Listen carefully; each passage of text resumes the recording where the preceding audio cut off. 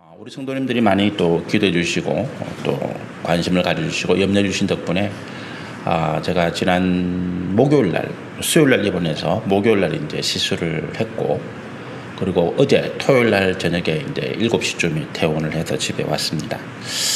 아직 뭐 좀 출혈의 위험이 있다 그래서 제가 크게 지금 목소리를 못 내고 있습니다. 힘이 조금 없는 같이 보이는데 이해를 해주시면 좋겠고, 결과는 이제 9월 9일 날 다음 주 월요일 날, 이번 주 말고요, 돌아오는 월요일 말고 9월 9일 월요일 날 이제 결과를 정확하게 이야기를 해준다 그럽니다. 제 아내가 2주 동안 입원을 했어요. 저는 이제 4일 했는데 제 아내 우리 딸이 또 이제 그 앞에 제 바로 앞에 또 이제 허리 디스크 수술하는 바람에 제 아내는 2주 동안 이제 병원에 간호를 하고 있었는데, 어쨌든 이때 또 아내가 얼마나 고마운지, 또 우리 성도님들이 얼마나 또 기도를 많이 해주시는지 새삼 또 느끼게 됐고, 또 감사한 마음을 드립니다. 우리 지난주에 두 증인이 엘리야와 모세라고 대표되는 이제 그런 선지자들이죠. 모세와 엘리야가 이 땅에 다시 내려오는 것은 아니라고 말씀을 드렸습니다. 그래서 누구든지 이 땅에 자기가 내가 다시 이 땅에 온 엘리야다, 아니면 내가 다시 이 땅에 오는 모세다라든지, 아니면 우리가 성경에 우리 요한계시록에 기록된 것처럼 자기를 무슨 감람나무다 이렇게 말하는 사람들이 있다면 그 사람들은 100% 이단이다 이렇게 생각하셔도 틀림없습니다. 우리 천부관이라는 게 있잖아요, 그죠? 그 천부관이라고 해서 시온 마을 맞습니까? 시온 간장 만들어내고 양말 만들어 경기도 소사에 있던 그 공동체 생활하면서 그 사람들이 아주 이제 임금도 거의 안 받고 집단 생활하면서 양말 만들고 간장 제조해서 벌은 돈을 그 천부관 이미 돌아가셨죠. 그 고인 방부식이 그 사람에게 이제 다 헌금하고, 그 사람이 재벌 활동하면서 그 아들이 이제 거의 황제처럼 살았어요. 다 감옥 가고 했는데 그 사람이 자기를 감람나무 이렇게 주장했어요. 나중에는 자기가 하나님이다 이렇게 주장까지 했습니다. 그 사람도 교회 장로 출신이에요. 그러니까 이 요한계시록의 말씀을 우리가 하나님의 말씀을 참 사모하고 그 말씀을 깊이 알기를 원하는 것은까지는 좋은데, 우리 요한계시록 베드로후서 3장에 있는 말씀처럼 우리가 이 말씀을 잘못 억지로 풀려다가 그릇된 길로 가는 경우가 너무 많더라. 이단이 교회 밖에서 나오는 게 아닙니다. 이단은 교회 안에서 나와요. 적그리스도는 교회 안에서 나옵니다. 예수님을 박해한 사람들이 로마인들이 아니죠. 유대인들이 예수님을 박해했고, 예수님의 12제자 가운데 가룟 유다가 예수님을 배반하고 팔았거든요. 교회 안에서 핍박하는 자들이 나오고, 교회 안에서 하나님의 말씀을 왜곡되게 하는 자들이 나오고, 교회 안에서 하나님의 말씀을 잘못 깨달아서 자기를 신격화하고 자기가 하나님이다, 자기가 성령이다 이렇게 외치다가 이단으로 되는 사람들이 100%입니다. 아예 성경을 모르면 이단이 될 수가 없으니까. 그건 다른 종교잖아요. 성경을 모르는 것은 다른 종교고, 우리가 기독교의 이단 그러면 기독교를 근거로 하고는 있는데 하나님의 말씀을 자기 마음대로 이해하고 가르치고 있는 신천지라든지 이런 사람들, 하나님의 교회 이런 자들이 다 지금 이단이다라고 하는 것들을 이해하시면 좋겠고, 그래서 이 두 증인이 지난주 말씀 가운데 그들이 이제 무주경에서 올라온 짐승으로부터 죽임을 당하죠. 근데 왜 이들이 죽임을 당한다고요? 이게 이제 이 두 증인이 죽임을 당한 것을 우리가 역사적으로 또 현실적으로 뭐라고 이해할 수 있습니까? 교회와 성도들이 당하는 핍박과 환난이라고 이야기할 수 있거든요. 교회가 성도들이 왜 환난과 핍박을 당하느냐, 지난주에 3가지 이유를 말씀드렸죠. 첫 번째는 뭐라고요? 교회와 성도가 전하는 진리의 말씀이 그들의 거짓과 불의를 드러내기 때문에 그렇더라. 예를 들어서 도둑질한 사람에게 너 도둑질했지라고 이야기하면 그 사람이 화를 내죠. 제대로 된 사람 같으면 도둑질 안 하겠지만, 또 그나마 도둑질한 사람 가운데 양심이 화인맞지 않아서 양심이 살아있는 사람 같으면 그 사람에게 야 너 도둑질했지 그러면 그래 내 미안해라고 이야기할 텐데, 양심의 화인을 맞은 사람들, 지금 이 두 증인, 이 마지막 때까지 남아있는 죄인들은 양심의 화인을 맞은 사람들이 거의 99%예요. 그러다 보니까 이 죄인들을 향해서 죄인이라고 외치는 순간에 적대적으로 돌을 던져서 우리를 던지기 시작합니다. 그것이 이유예요. 자기들의 죄, 자기들의 불의를 세상에 드러나게 했거든요. 그래서 성도들이 입을 막으려고 그러고 교회가 진리를 외치는 것을 막으려고 합니다. 두 번째 이유가 뭐라고요? 두 번째 이유는 그들이 자기의 부끄러움을 덮으려고 하는 거예요. 드러나는데 부끄러움이 드러났잖아요. 그러면 이걸 어떻게 합니까? 회개하고 뉘우치는 것이 바른 길인데 저 사람이 거짓말을 하고 있어라고 주장하는 거죠. 요즘 정치가 그런 것 같아요. 세상도 그런 것 같아요. 목소리가 큰 사람이 이긴다는 이야기가 그런 것 같습니다. 더 많은 사람들을 동원해가지고 돈이든 권세든 필요한 모든 것들을 동원해가지고 진리를 말하는 사람들을 거짓말쟁이로 만들어버리는 거예요. 교회가 지금 목사가 하는 이야기 다 거짓말이야.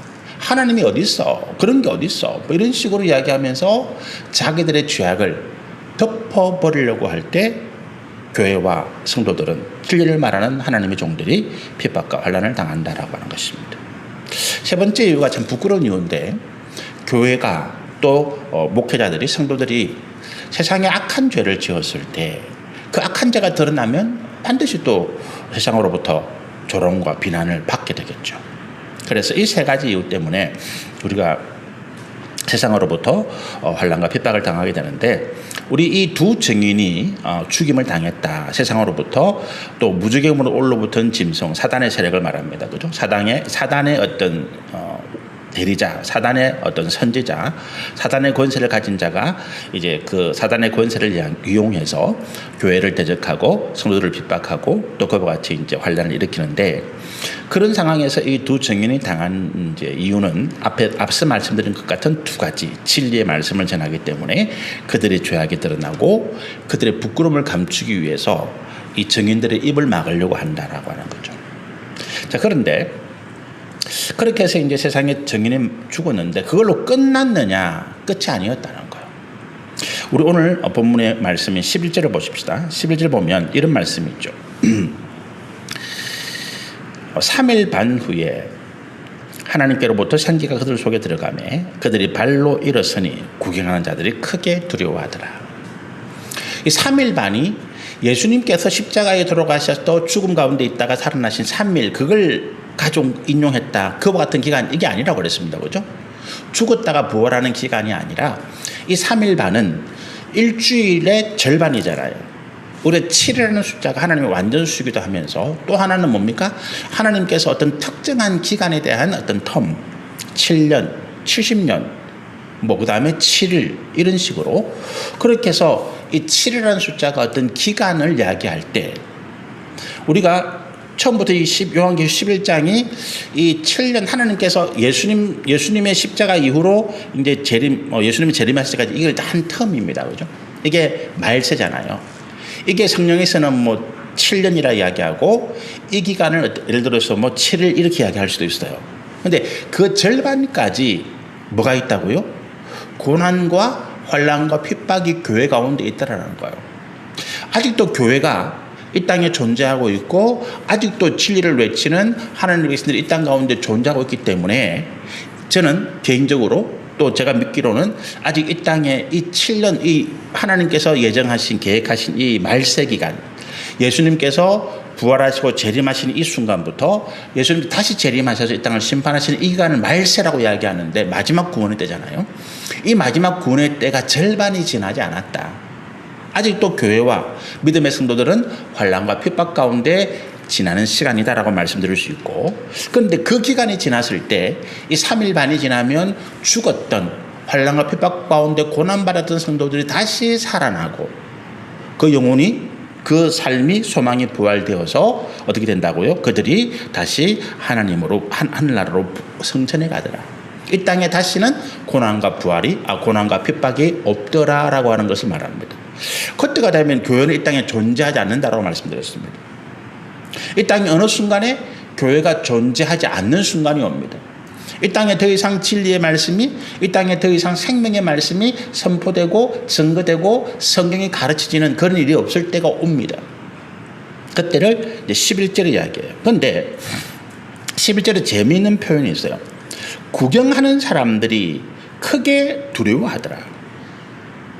이 두 증인의 시체가 이 죽인 다음에 그 시체를 길바닥에 버렸다 그랬잖아요. 그 길이 소돔이라 그러고 그 길을 애굽이라 그러고 그 길을 예수님께서 십자가에 못 박혀 죽이신 곳 해골이라 그랬잖아요.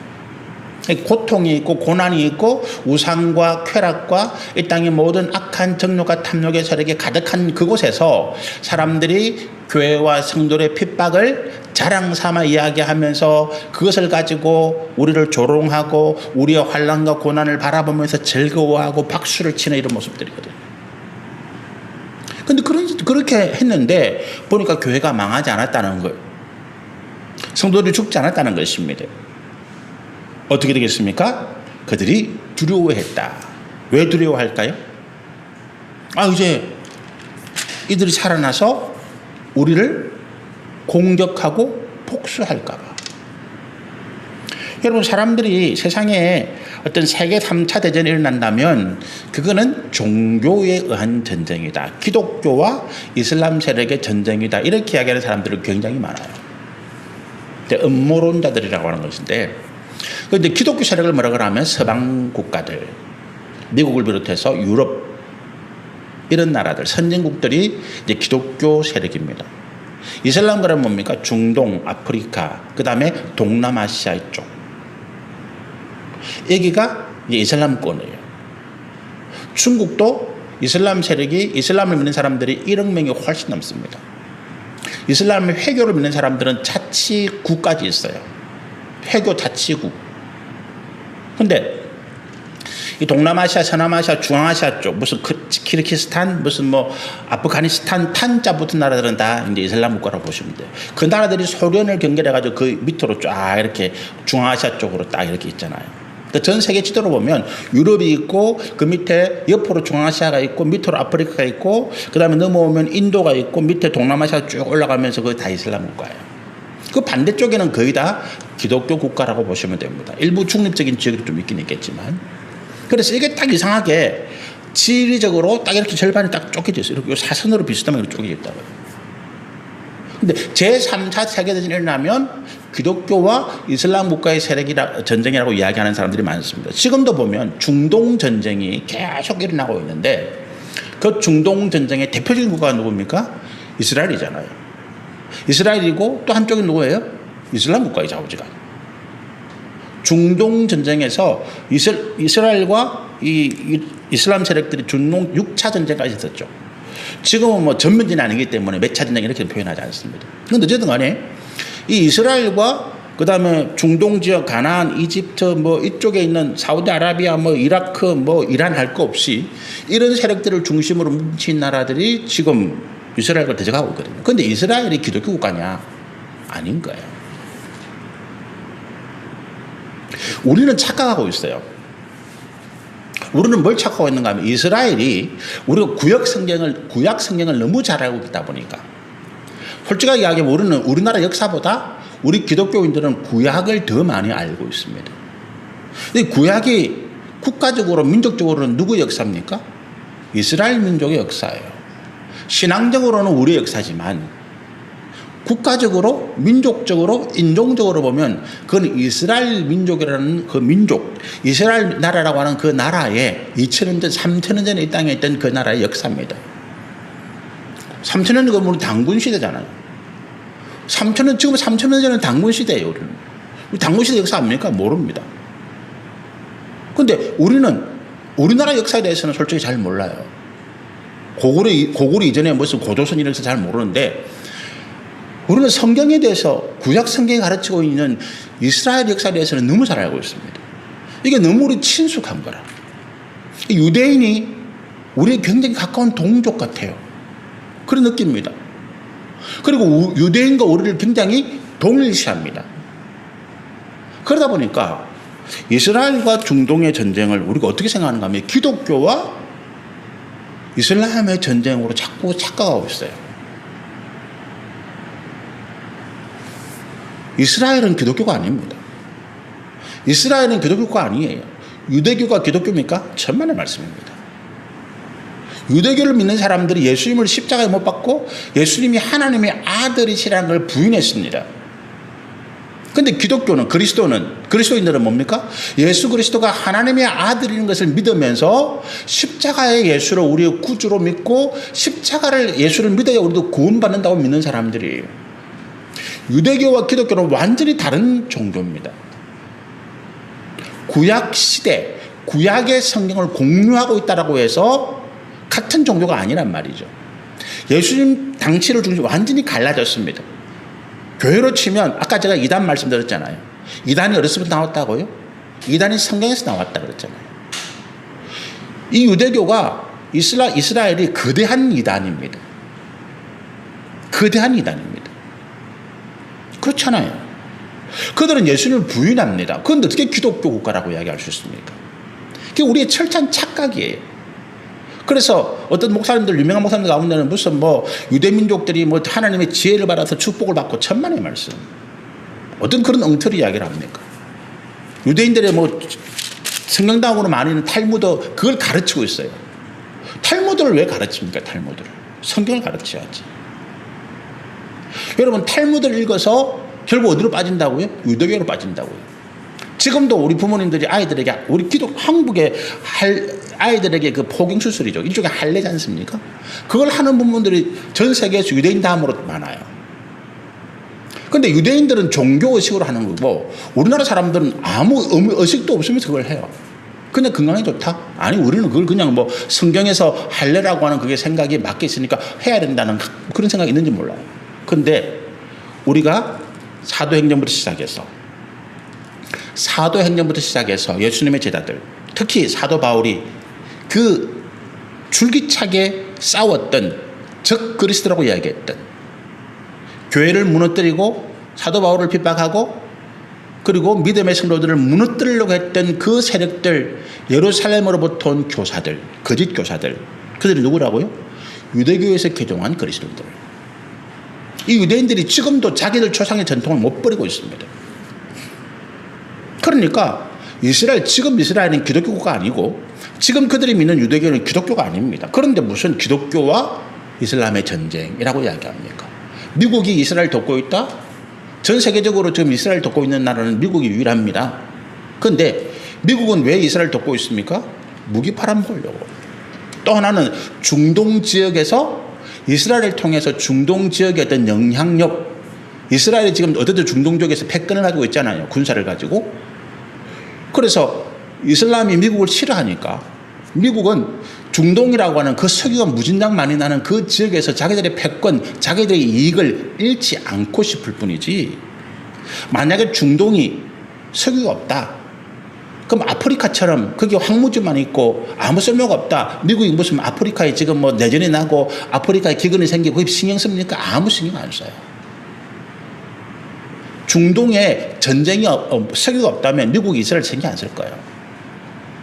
자기들 국가의 이익을 위해서 이스라엘을 지원할 뿐입니다. 우리가 중동의 평안을 구하는 세계, 우리나라도 그러잖아요. 왜 그럽니까? 중동이 전쟁이 나면 석유값 오르거든. 중동이 전쟁이 나면 거기에서 석유를 우리가 수입해서 살아야 되는데 석유 수송로가 막힌단 말이에요. 우리 1차 오일쇼크, 2차 오일쇼크 박정희 대통령 때 온 나라가 전 세계 뒤집어졌잖아요. 중동 산유국들이 일제히 기름값을 10배, 100배 올리니까 감당이 안 되는 거예요. 그런 것입니다. 그것 때문에 저변이 나고, 그러면 중동의 이스라엘과 그 이슬람권은 왜 그렇게 싸웁니까? 이스라엘이 그 가나안, 그 내 땅이야. 잘 살고 있는 그 팔레스타인 사람들을 쫓아내고, 그 자기들을 짱지키기 위해서, 자기 안 쫓겨나기 위해서 싸우고, 그 이야기입니다. 근데 그게 무슨 기독교 이슬람 국가의 싸움이에요? 아닙니다. 제3차 세계대전은 그게 일어날지 안 일어날지도 모르지만 성경에서 말하는 마지막 전쟁에 제3차 세계대전과 관련이 있느냐? 제가 볼 때는 크게 관련이 없어요. 마지막 전쟁은 그야말로 영적인 전쟁입니다. 영적인 싸움이에요. 이 땅에 그와 같이 무력으로 국적인 전쟁이 날 수 있지만 하나님 요한계시록을 가만히 살펴보면 이 세상이 망하는 것은 전쟁으로 3차 세계대전으로 망하는 것이 아니라 하나님을 알지 못하는 사람들이 그 죄악 때문에 스스로 망해가는 것이 요한계시록의 말씀입니다. 그러니까 11절에 보니까 그들이 크게 두려워하더라. 왜요? 기독교가 복수할까 봐. 그런데 우리는 뭡니까? 하나님의 말씀에 따라서 복수하지 않는다라고 하는 것입니다. 이들이 그냥 이 부활한 두 증인이 그 능력 권세 하늘에서 불이 내려와서 원수들을 멸하고 기도하니까 우상들이 다 무너지고 강이 피로 변하고 온갖 10가지 재앙을 일으키는 그 놀라운 능력의 선지자들이 아무 해코지 않으면 하늘 올라가는 거예요. 기독교는 이 땅에 사람들을 해코지하는 종교가 아니라는 거야. 예수 믿어라, 안 믿는다고 해서 너 지옥 가라 이렇게 말하는 그게 아니라고 하는 거예요. 그렇게 전도하는 사람들이 있다면 그 사람들은 그리스도의 마음을 가지지 못한 사람. 천국 가세요. 얼마나 좋은 이야기입니까? 그런데 그걸 거절했어. 야, 나는 지옥 가. 그 저주를 퍼붓는다. 그거는 우리가 전도가 아니지요. 그 마음을 가지고 있는 사람들은 그리스도의 사람들이 아니라고 저는 말씀드립니다. 어떻게 해야 되고요? 원수를 축복하라는 거지. 원수를 사랑하라는 거지. 예수님 십자가에서 그러셨잖아요.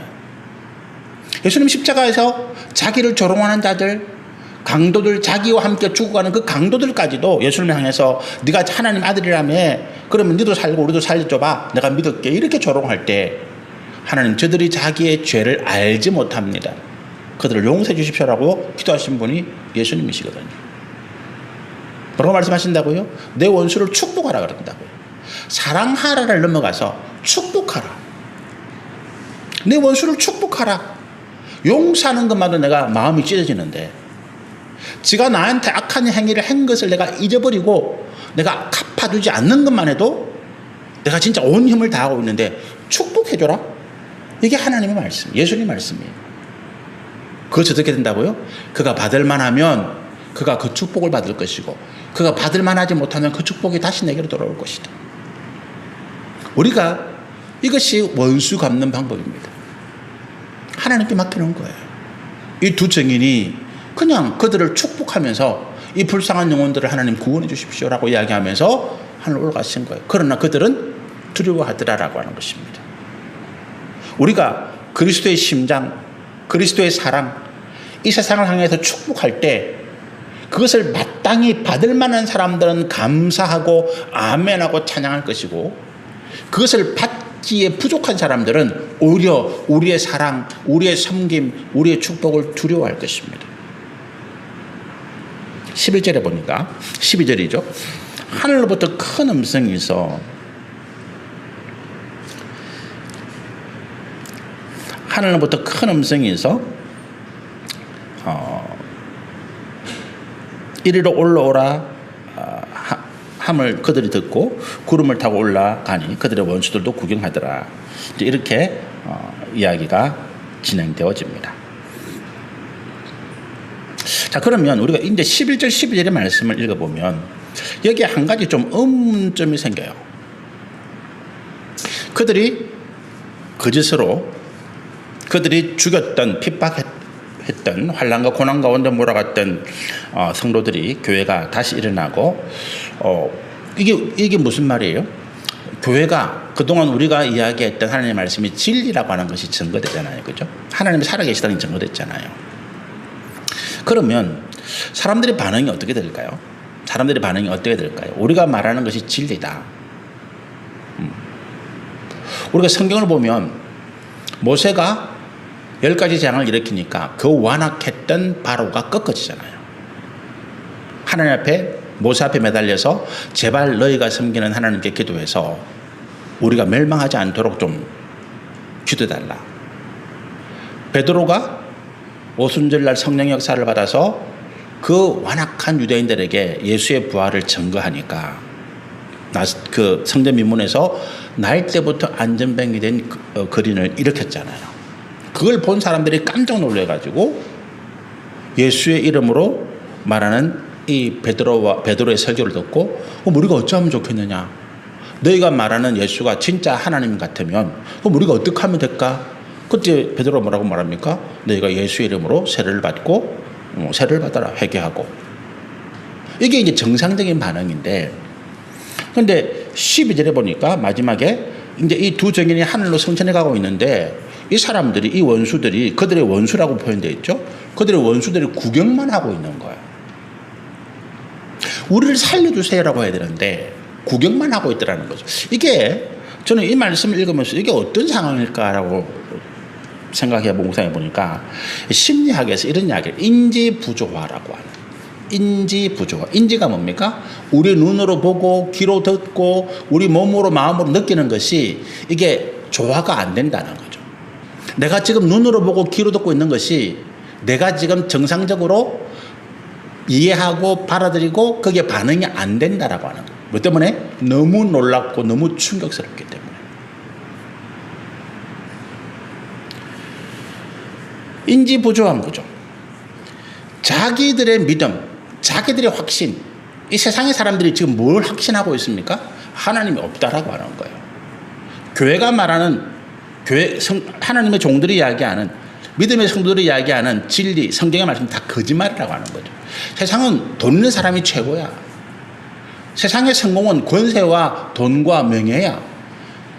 내가 이 땅에서 잘 먹고 잘 사는 게 최고지, 죽은 다음에 뭐 다른 게 필요 있나? 이렇게 믿고 살아왔던 사람들인데 죽은 다음에 부활을 목격한 거예요. 그것뿐만 아니라 이들이 하늘나라로 성천하듯 다 봤다는 거예요. 이들이 그동안 철석같이 믿어왔던 삶의 가치관들이 다 무너졌잖아요.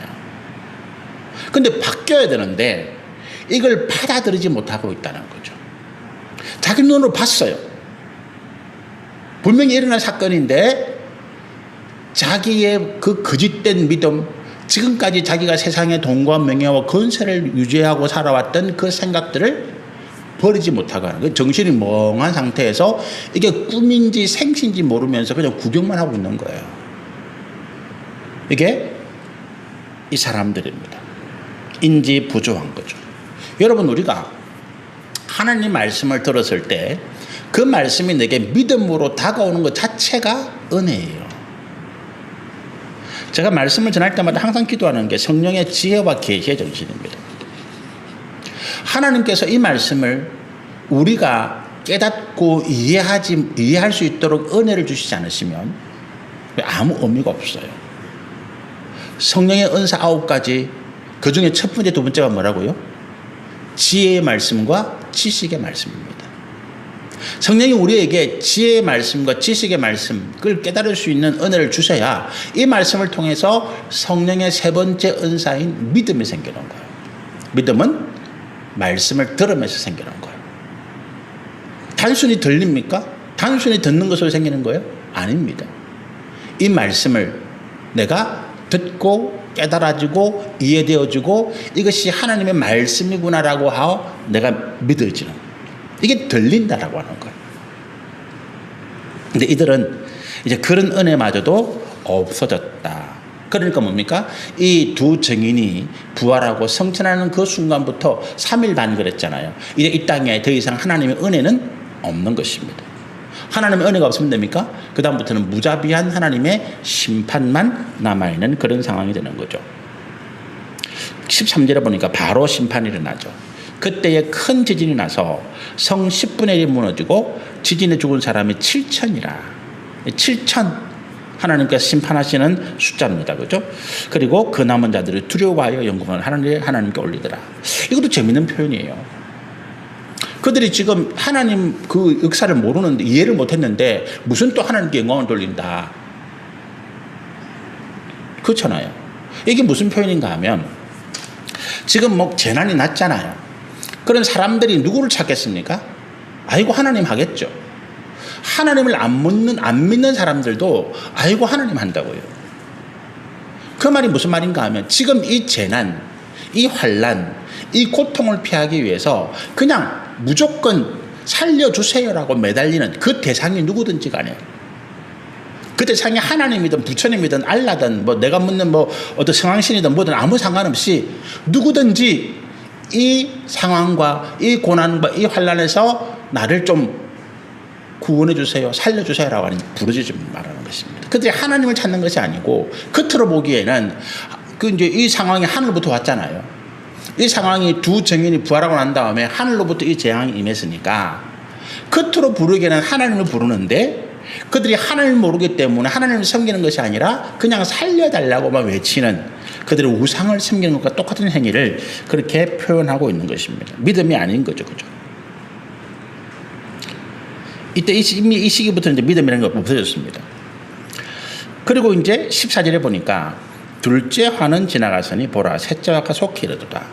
이제 그 여섯 번째 천사가 나팔을 부른 다음에 독수리가 하늘 날아가면서 화 세 번 이야기했죠. 그 화 이야기합니다. 세 가지 중에서 이제 이 지금 13절에 있는 이 재앙이 두 번째 화였고, 그리고 이제 세 번째 화, 독수리가 하늘을 날면서 외쳤던 화라고 하는 그 세 가지 중에 세 번째가 이제 시작될 것이다라고 하는 것입니다. 그런데 세 번째 화가 속히 이르도다라고 이야기합니다. 이제 14절과 13절의 말씀을 좀 13절, 14절 말씀 조금 연결해 보면, 자, 지금 이제 내게 어떤 고난이 닥쳤어요. 그죠? 내게 고난이 닥쳤습니다. 내 육신이든 뭐 가정이든 경제적인 문제든 자녀 문제든 사업 직장의 문제든 뭐 어떤 문제가 생겼어요. 그럼 그 문제를 가지고 우리가 기도할 거 아닙니까? 사람들이 막 어떤 이야기를 해요. 자, 그런데 어쨌든 하나님의 은혜로 그 문제가 해결됐습니다. 그럼 대부분 어떻게 할까요? 대부분 여기서 이제 우리가 믿음의 사람들이 이제 구분이 되는데, 믿음의 사람들은, 우리가 믿음의 사람이라고 구분할 수 있는 사람들은 어떻게 반응이 나오는가 하면 이 고난의 문제를 되짚어요. 물론 고난 당하는 중에도 우리가 이 문제를 가지고 기도하고 내 삶을 되돌아보는데, 이게 끝난 다음에도 내가 고난 가운데 가졌던 하나님을 향한 믿음을 되짚어가면서 이거를 유지시켜 나가요. 이게 믿음의 사람입니다. 교훈을 얻는 거죠. 내가 지금 어떤 어려움 당한 것이 그동안 내 믿음의 게으름에 대한 하나님의 어떤 징계, 책망이라고 생각하고, 하나님 제가 이제 정신 차리고 이 믿음 생활을, 하나님을 섬기는 이 예배 생활을 제대로 해보겠습니다라고 하는, 이게 이제 믿음의 사람이에요. 그런데 대부분의 사람은 어떻게 바뀌는가 하면 이제 당장 나를 괴롭히던 문제가 사라졌잖아요. 그럼 어떻게 됩니까? 다시 원래 육신의 모습으로 돌아가 버리는 거예요. 하나님 어떻게 하실까요? 이 세 번째 화가 속히 기다려주지 않는다는 거예요. 우리가 하나님 앞에서 온전한 회개에 이르는 사람들은 자기의 믿음을 유지시켜 나가려고 항상 한 가지 어떤 믿음의 길, 진리의 길의 방향으로 내가 유지해 나가려고 하는 그 어떤 성질, 이게 항상성입니다. 그걸 가지고 있는데, 그렇지 못한 사람들은 열심히 노력졌다가 어떻게 해요? 나와버려요. 힘들게 놀릴 필요 뭐 있냐는 거지. 이제 뭐 지나갔는데 어제 뱃놀이 하자는 거지. 먹고 마시고 부으로 절개나 뭐. 그러는 새 배는 또 급류를 따라서 폭포로 떨어져 가는 거예요. 그것이 이제 14절의 말씀입니다. 셋째 화가, 둘째 화는 지나갔어요. 그러나 셋째 화가 속히 이르리로다. 이렇게 이야기합니다. 일곱째 나팔이 이제 붑니다. 일곱째 천사가 나팔을 부는데 하늘에 큰 음성이 나서 이릅니다. 천사들이 이야기하는 거죠. 세상 나라가 우리 주와 그의 그리스도의 나라가 되어 그가 세세토록 왕노릇 하리로다. 이 천사가 나팔을 부는 이 소리의 내용은 뭡니까? 세상 나라는 뭘 말하죠? 이 땅의 악한 권세, 공중의 권세 잡은 자들이 가지고 있는 이 나라, 그죠? 돈과 명예와 권세를 가진 자들이 약한 자들을 짓밟고 고통 가운데 살아가게 하는 이 세상 나라, 어둠의 권세, 엄난의 영들, 거짓의 영들, 불의와 모든 악한 영들이 다스리는 이 나라가 어떻게 된다고요? 우리 주, 여기서 우리 주는 누굴 말합니까? 우리 하나님 아버지를 말합니다. 그 다음에 뒤에 나와 있는 그의 그리스도, 이 그의 그리스도를 말하는 하나님의 그리스도, 하나님의 독생자 예수 그리스도를 말하죠. 그러니까 성부와 성자가 다스리는 나라가 될 것이다. 그렇게 이야기하죠. 여기서 그리스도의 나라가 되어 그가 세세토록 왕노릇 하시리로다. 이제 하나님이 왕이신데 뭔 왕노릇, 이게 아니고 하나님의 백성들이 하나님의 권세, 예수 그리스도의 권세를 우리 가운데 위임하셨잖아요. 그러니까 우리가 이제 이 땅에서 왕 노릇하는 그런 나라로 바뀔 것이다. 이 마지막 심판이 끝나고 나면 그걸 이제 예언적으로 선포하는 말씀이 15절입니다. 근데 이 15절은 요한계시록의 이 천년왕국을 이야기하는 거예요.